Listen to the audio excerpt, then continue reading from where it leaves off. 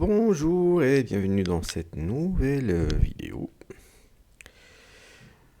Et comme les dernières vidéos, je vais la diviser en deux parties.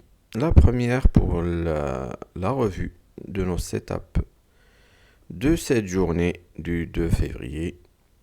Et la deuxième partie pour l'analyse de nos setups pour la journée à venir. Je commence par le gold. Et donc, nous avons eu le breakout avec cette bougie. Malheureusement, il n'y avait pas eu de pullback. Et donc, notre trade n'a jamais été activé avant l'arrivée au maximum d'amplitude. Une fois le prix arrivé au maximum d'amplitude, je ne prends plus de trade. Le plus probable, c'est que le prix se renverse, se retourne. Et c'est ce qui s'est passé. Pas de trade pour le gold pour cette journée. L'euro-dollar. Nous avons eu le breakout sur cette bougie. Pullback qui aurait pu activer notre trade, mais à cette heure de la journée, personnellement, je ne mets pas de trade. Pas de trade pour l'euro-dollar non plus. Le kiwi dollar. Rien d'intéressant. Le prix est resté confiné entre notre support et notre résistance. Donc pas de trade pour le kiwi dollar non plus. Le pound dollar. Nous avons eu le breakout avec cette bougie, mais jusqu'à maintenant pas de pullback. Et donc pour la suite, je ne pense pas que ça va être possible pour cette journée. Pas de trade pour le pound dollar non plus. Le New-Zélandais dollar. Pas de trade non plus. Malheureusement pour nous. Le dollar canadien. Pas de trade. Une journée plutôt calme. Il faut dire que il vaut mieux ne pas avoir de trade perdant que avoir des trades et les perdre.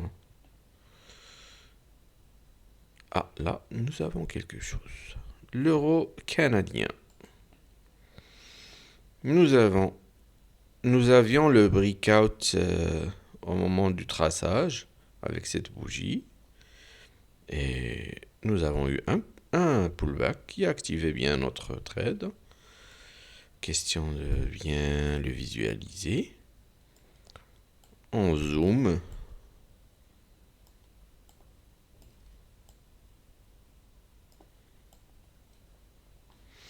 On se met sur 1 heure carrément.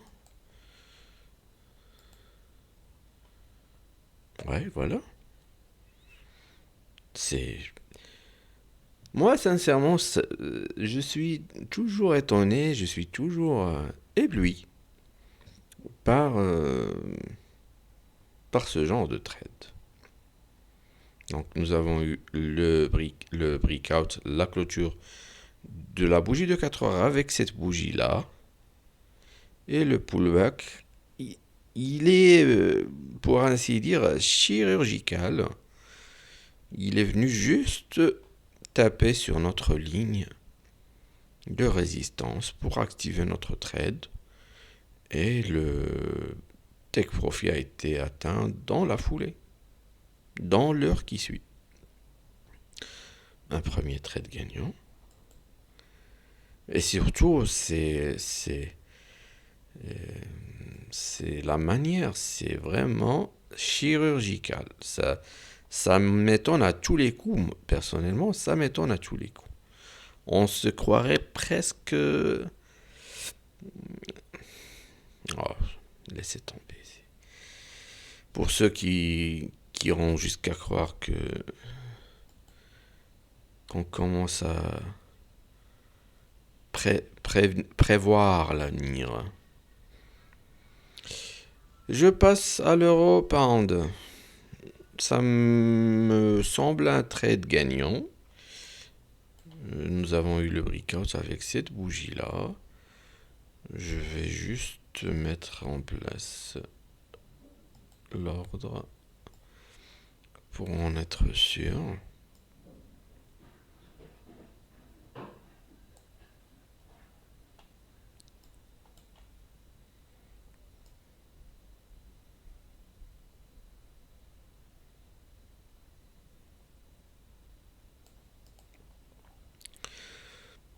Ouais, c'est un trade gagnant. Le prix n'a jamais atteint notre stop loss et il a fini par atteindre notre take profit.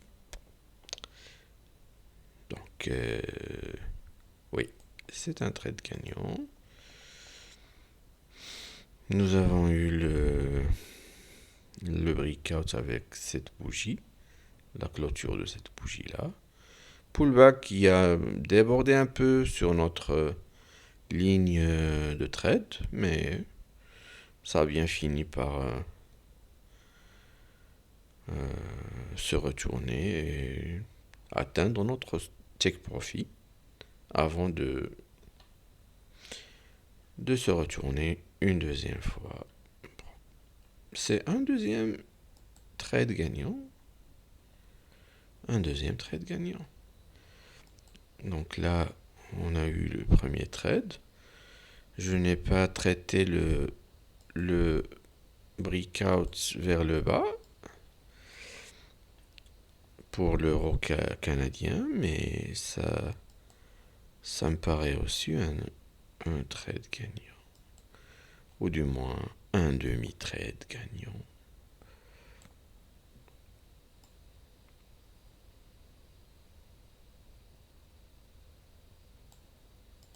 Non, c'est vraiment un trade gagnant.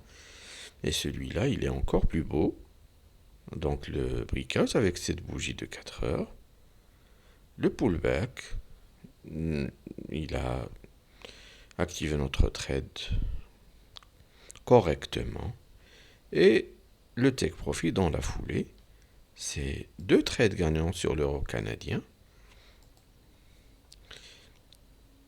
Voilà. Donc, breakout, pullback, take profit. Ce sont les cas d'étude les meilleurs. Hein. Le breakout sur une heure et le pullback et le take profit sur l'heure qui suit. Donc, c'est deux trades gagnants pour l'euro canadien. 3 trades plus le quatrième trade sur l'euro pound. On est sur 4 trades gagnants.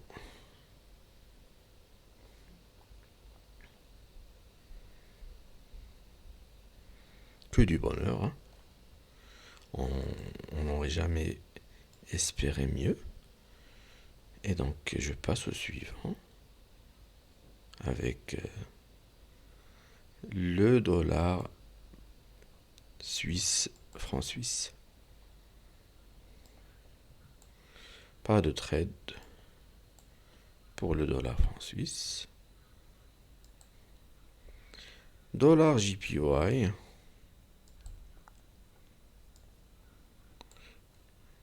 Pas de trade non plus. Pound JPY.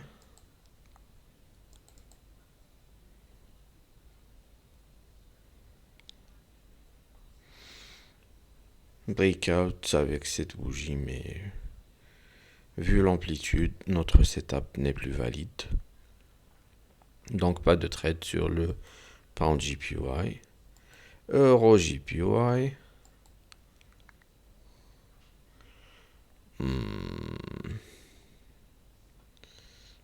Donc là, on est sur un trade perdant, malheureusement. Breakout, pullback qui a atteint notre stop loss. Deuxième breakout vers le bas, mais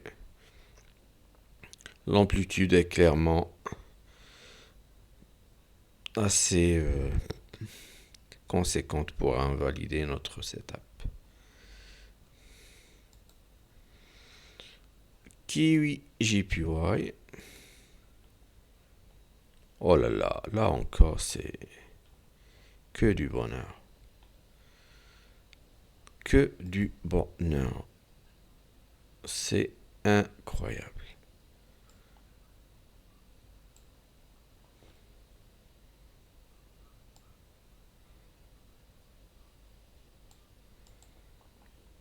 Un trade,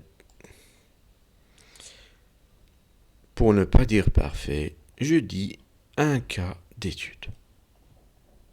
Un cinquième trade gagnant. Là, ça devient exceptionnel comme journée. 5 trades gagnants avec 2% de gain chacun. Un trade perdant, moins 1%. Nous sommes clairement sur une journée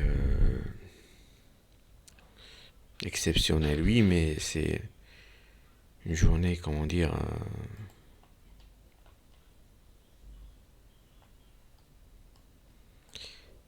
extraordinaire. Donc, quand une stratégie te permet de faire 10% de plus, 10-9% de plus, c'est clair que sur une journée, c'est quelque chose qui ne va pas se répéter assez souvent. Donc là, breakout avec donc la clôture de la bougie de 4 heures, elle s'est faite avec cette bougie de 1 heure là. Et le pullback qui s'est fait dans la foulée. Et le take profit qui a été atteint dans les 2-3 heures qui y ont suivi. Donc ça reste un cas d'étude exceptionnel. 5 trades gagnants, 1 trade perdant. On n'aurait pas souhaité mieux. Ou rêvé mieux. Pour le Canadien JPY, nous avons eu notre breakout avec 7 bougies. Ouais, notre pullback, il est en cours. Il a activé notre trade, mais bon. À 7 heures,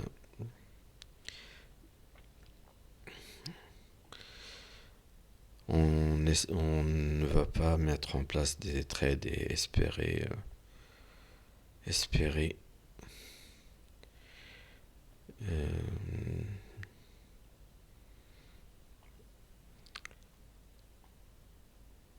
la fin du trade dans la même journée. Donc on reste sur 0 trade pour le Canadien JPY.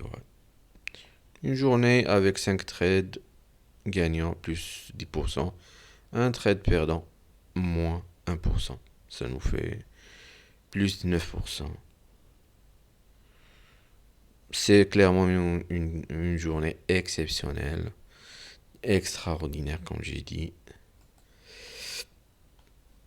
Je passe à la partie 2 de ma vidéo avec bien sûr les setups pour la journée de demain, le 3 février. Le vendredi, le dernier vendredi n'était pas très rentable. Mais donc, je vais entamer ce vendredi avec un peu plus d'optimisme. Donc, comme toujours, on trace nos supports et résistances sur le time frame de 15 minutes.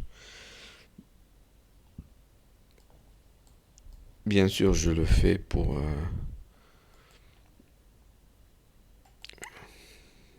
plusieurs paires de Forex. Je vous laisse entre-temps relever les différentes valeurs des supports et des résistances pour bien sûr vos propres expériences, parce que personnellement je partage avec vous ma passion dans ces vidéos-là pour la finance et le trading. Je ne suis pas un conseiller juridique, je ne fais pas de conseils financiers. Donc chacun, il fait ses expériences chez lui, comme bon lui semble. Donc une fois nos supports et nos résistances tracées sur le time frame de 15 minutes, on se met sur 4 heures pour essayer d'anticiper les mouvements de demain. Je préfère commencer par le gold comme toujours. Donc sur le gold, nous attendrons donc l'évolution du prix pour demain avant de mettre en place nos ordres limites. Dollar, euro-dollar, la même chose.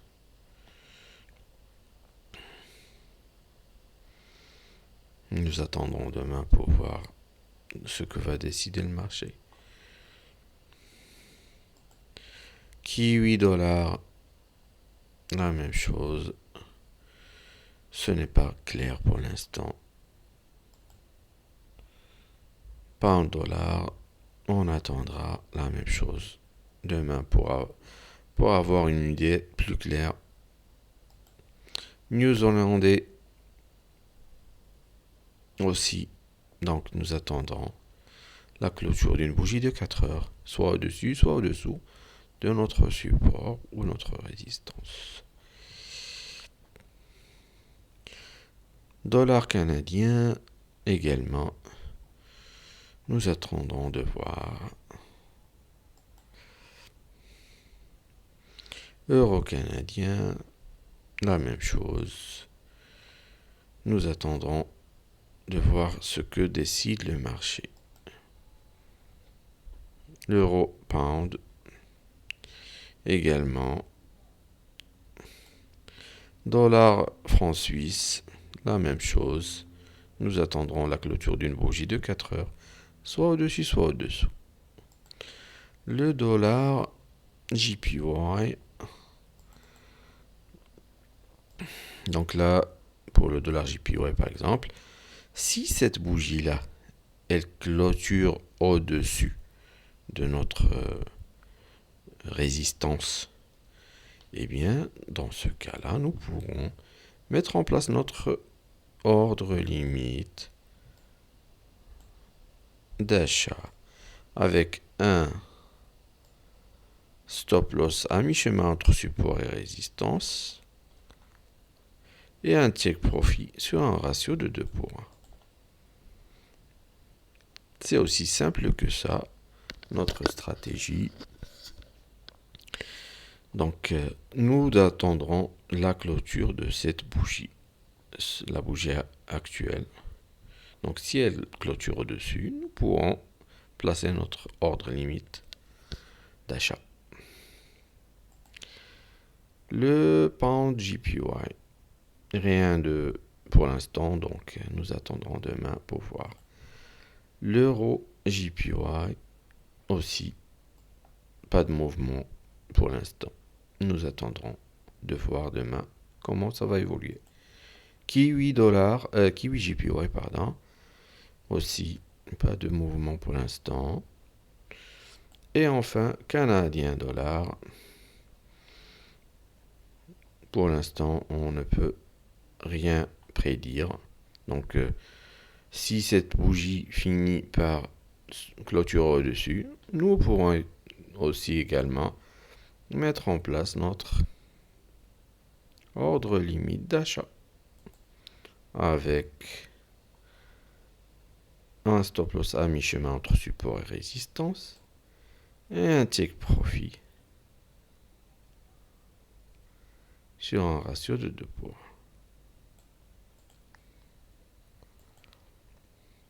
Notre vidéo est ainsi terminée.